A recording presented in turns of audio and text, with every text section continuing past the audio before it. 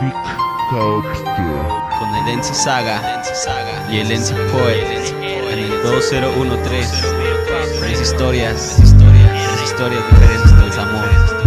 A nosotros nos pasó, a ti algún día te pasará, que no, mientras viva el día.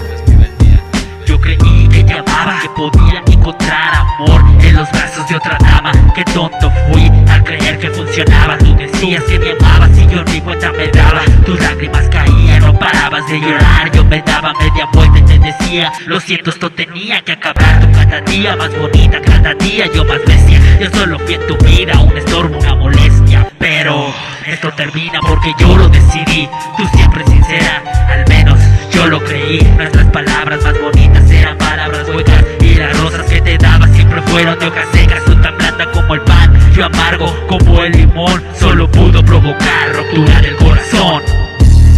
Ruptura del corazón. Extraño tus miradas, tus caricias, tu calor y en las noches cuando me decías amor. Qué lástima que todo se acabó, no volvió, en el pasado se quedó. Quisiera que estuvieras a mi lado ahora y mañana, pero sé que es imposible, mucho menos imposible, porque estás en tu ciudad, la cual yo no puedo cruzar, solamente da mojado. Yo no pienso morir enamorado, mucho menos ahogado.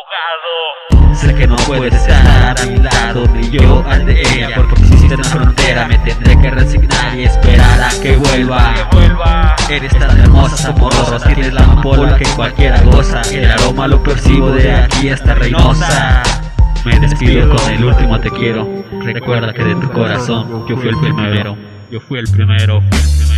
Te estás volviendo loco. No puedo estar sin ti, pero conmigo tampoco. Tú eres el que siempre me ha querido, y ahora estás tan confundido. Es que no puedo ser feliz sin ti. Tú eres un abismo del que quiero salir. Te voy escribiendo por lo que yo estoy sintiendo. Todo se acabó, se derrumbó.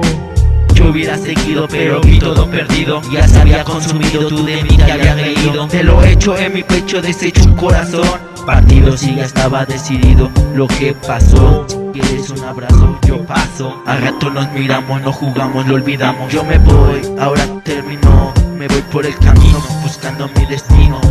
Ya no me hables, no me digas como amigos, tampoco como enemigos. Te quería, me mentías, te veía, sonreías, te perdía día a día.